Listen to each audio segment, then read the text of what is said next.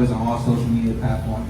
I feel like this is important because y'all do know this is my dad, and y'all probably think like I just fell into the information automatically came on me. But I'm gonna start like this. I was born in '95. I didn't know my dad till 2005 because my mom, when she got pregnant, she had ran off with my dad or whatever.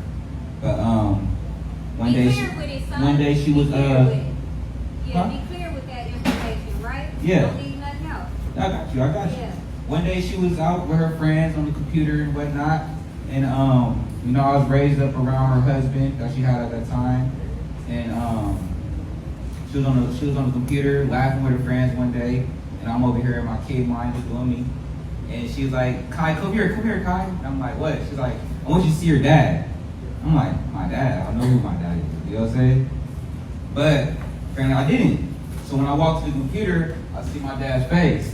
My whole life just shattered because he looked just like me. Just like me. I'm like, whoa. So my mom reached out to him, and instantly my dad came out here. He didn't know he had a son. Instantly. He came out, I think it was the next week or a couple days. Came out, and my mom's like, "Yeah, you about to meet your dad." Woo woo. So, okay. Right now I'm in a blank mind state. I don't know what to expect. I'm just going through it. So as soon as I meet my dad, he picks me up with his friend named Dante, I believe. And one thing I did notice, because I grew up, with my mom. I grew up, I was 8 years old getting shot at. We was running the streets. I was young, doing crazy stuff. Young, doing crazy stuff. My mom just had me out there. One thing I did notice, I grew up with a lot of gangbangers and stuff like that, so they drug dealers and stuff, and they was reckless. In the Bay Area, we believe in being grimy. We ain't clean gangbangers or dope boys. We grimy, black hoodie on, all that, ready for action all the time. One thing I did notice with him and Dante, it was poised and clean. Nails groomed and stuff. I'm like, what is this? My dad just, my dad was just clean, just poised. Carried himself like a real man. I never seen that before. And then we went out to eat, and I remember I went to eat, and I had my elbows on the table, and that's my first time my dad checked me. "Boy, what you doing? You don't eat like that." I'm like, okay, I'm sorry. Put a napkin down, man. You gonna be a man around here. I'm like, I don't even know what a man is. So at that moment, I knew, okay, this is what I need in my life. This is what I need in my life. So I'm still kind of skeptical, like, I don't know. I think this is my dad, but I don't know. So then, of course, we did the DNA test or whatever, but we didn't even need it. We went to the DNA test. The dude looked at us crazy, like, "Are you sure?" Me and my dad just like, whatever, we going through it. So, boom, he, instantly started teaching me the information, instantly started teaching me how to be a man, instantly starts, and let me go back to a little bit further back. I grew up with my grandma too, so we was in the church of Christianity. But I always kind of like questioned things because I remember being young, we read the scripture about how his hands is burnt brass and his hair like wool. And I remember in church, looking up at the little poster they had, or the little cross they had with Jesus, and I was like, "Yeah, who was that?" Super loud. "No, grandma, they lying to us." Shh. I'm just like, something ain't right. Something ain't right. You know what I'm saying? I always had that. So my dad teaching me, and I remember we was in the hotel, and this girl had called him. It's like 6 and 3 in the morning, early in the morning. And this is a story he talked about, but I'm gonna tell y'all what he lived and seen what he said. They're having a conversation, and my dad's like, "You know what? You ain't gotta apologize, because you're not big enough you wasn't big enough, And this is the lady that was on his case that sent him to jail. You know what I'm saying? And I remember exactly what he told her. He's like, "You ain't gotta apologize to me because you wasn't big enough to move me and create the problem." And I'm just looking, and he explained it to me, and I was just like, "Dad, how can you not hate that person?" So I seen that very young. And he got my hair cleaned and stuff, and I just felt in the presence, this presence. So we're gonna fast forward a little bit more. I met Mama, felt instant love, but Mama just took care of me. Just when I was in the home, I felt love. I felt the presence of God, the the presence of it really though. And I'm just like something's different here than what all these Christians say and everything. And this is, you know, this is my first experience.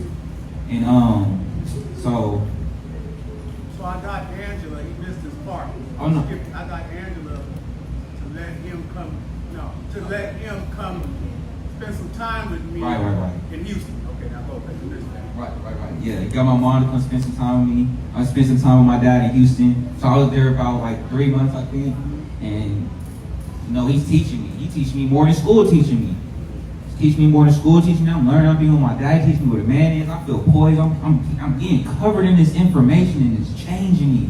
Ooh, it's changing me to a point where I'm loving who I'm becoming. I'm loving it. So one day, you know, my mom gets upset. You know, I don't know why she does this, but she ends up calling the police on my dad and making a whole thing about my dad trying to kidnap me, trying to take me, whatever. So he has to send me back. He has to send me back. What I tell you? Never forget, I always fought for you, and I will stay fighting for you. And it's always fighting for me. You always fighting for me. You never stop. Never stop fighting for me. And I go back, but this information is so powerful, I go back, and I'm in school asleep. Teacher got some questions, and nobody can answer this. I'm already learning things my dad taught me. I'm already had learned the whole year curriculum. So I wake up in the middle of my sleep, answer the question, and look at everybody like, y'all didn't know that answer? And then this Asian lady next to me, she's an A+ student, she looked at me like, you was asleep, how'd you know that? So my dad taught me this. I already know all this. It's crazy. So what I'm saying is I'm carrying this manhood that he taught me, this information, this poisonous around my family. I'm teaching them at a young age. I think I'm like 10, 11. I'm teaching them. And like mama says, you know, if you fall, you get back up. So of course I wasn't around it, so I fell a couple times. You know what I'm saying? So I'm saying this because it's like, I'm the son. And I still got to keep getting back up in the information. So don't think it's going to be easy for y'all. Don't think it's just y'all just going to come here and it's going to automatically. No. Practice it and live it. I'm the son. I'm here every day. You know what I'm saying? So this information taken on is great. That's where I was before I found the information. And I'm here now, not just because it's my dad, but because of the information. I got out of jail, and now I got a son, and I wanted him to be around my father. I wanted him to be around the information. You know what I'm saying? And it's great. You know what I'm saying? It's so. Anyways, I'm gonna give you a little story.